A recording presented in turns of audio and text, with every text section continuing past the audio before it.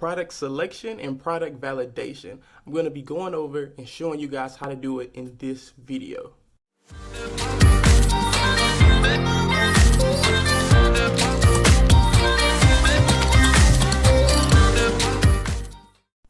Alright, so for a lot of you guys that have been into dropshipping, that have been following me and doing the stuff that I teach, you guys know it is very, extremely easy to find products. Like, they're all over the place. Usually you can just randomly find them if you're scrolling on Instagram or Facebook.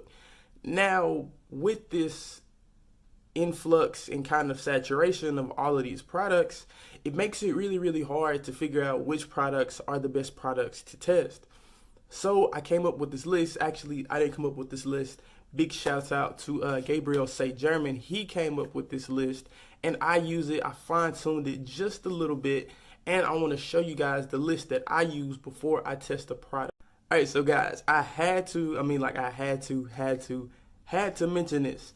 A lot of you guys know I have had like a really big 2019, and my goals for 2020 were to diversify my ad platform. So like you guys know, I'm really good with Instagram and Google ads. Combined, I've done probably about $250,000 in sales across both of those two. But I made a goal for 2020 to master Facebook ads. And when I say master, I don't mean just be like the most amazing person that ever ran a Facebook ad before, but I really want to learn how to like actually sustain a business using Facebook ads this year. So guys, I am going to be documenting and pretty much processing this entire journey and showing it to you guys, and then trying to put as much of it as I can on YouTube. So that's where this video came from. I actually went through a Facebook ads course. I went through Ari's and I went through Gabe's. You guys know I recommend those two like the absolute most. They're just amazing when it comes to like branding and structuring how you want to build out a store, and really just how to get good at e-com. Both of those two are like absolutely amazing. So I went through both of their courses. I've had their courses since like they pretty much first dropped, but I never really did anything with them because they have so much information on like Facebook ads and everything. But guys, this process that I'm about to show you guys is how I narrowed down from, I think I went from about 15 to 3 to 1 product that I'm going to be using, testing, and scaling with these questions that I asked myself. So these questions, guys, are going to be the questions pretty much that you guys can use whenever you have a bunch of products that you just want to test, how to narrow it down and figure out which product is actually the best to test using like these set of questions. So guys, this is the first part, I guess part 1 of me documenting that journey, and we got to start off with a product before we actually can sell anything. So hope you guys really enjoyed this part of the video.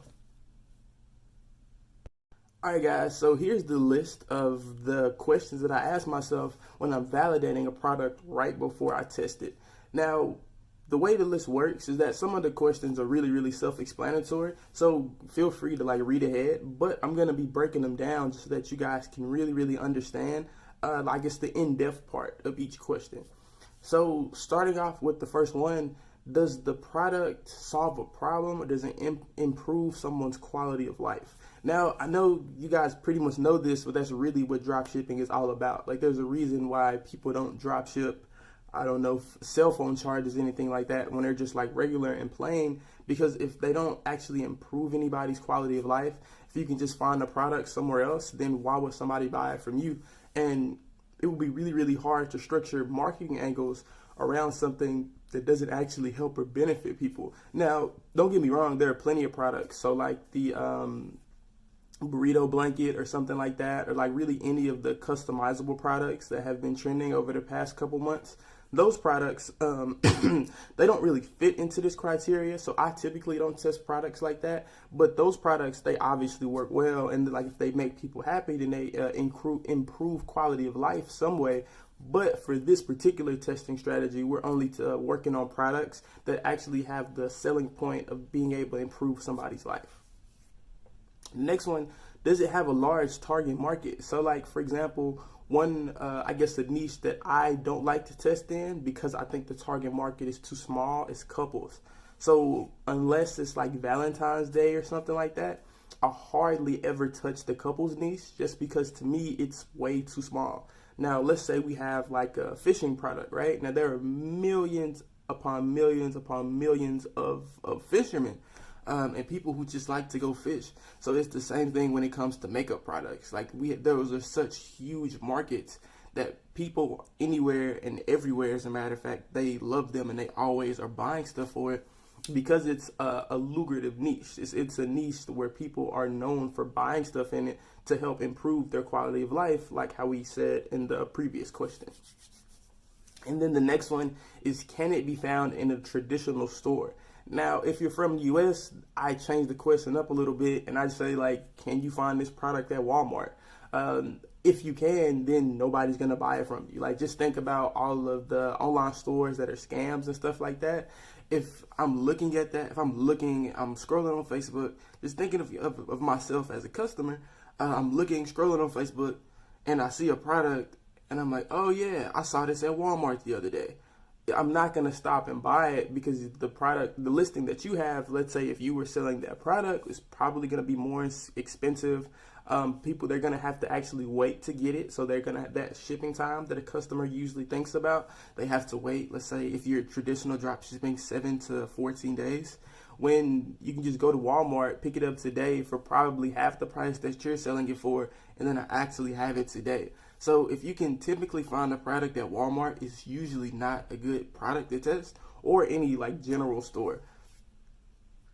And then the next one, is the product unique or impressive? Does it have a wow factor? Like if I'm looking at the product, will I look at it and I stop and say like, oh wow, that's pretty cool. It looks like somebody can use that.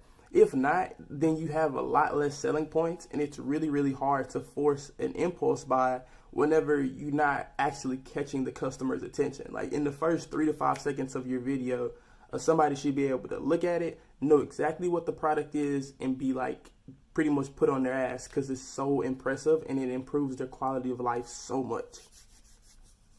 And then, is the product on an uptrend or downtrend? If you guys don't know how to check this trend, go to googletrends.com, type in the name of your product, and then you'll see a graph. So either the graph will be going up or the graph will be going down. A lot of times the graphs look crazy and it looks like a regular graph. But in the past 12 months in the United States, is the product on an uptrend or is it on a downtrend? And historically speaking, is it about to go on an uptrend? If not, then you usually can leave the product alone because, like, let's say, for example, Christmas products. So we'll look at if, let's say we're talking about a Christmas product or something like that.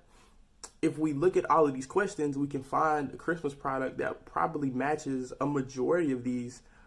But if the Christmas product, if it's out of season, so like people aren't buying Christmas products anymore, like nobody's buying Santa ugly sweaters. So now, at the beginning of January, like when the video was recorded, it's a terrible time to actually test that product because nobody's gonna buy it because it's out of season. So which means the product is on a downtrend. So unless your product is on a like historical uptrend, then usually it's not worth testing it.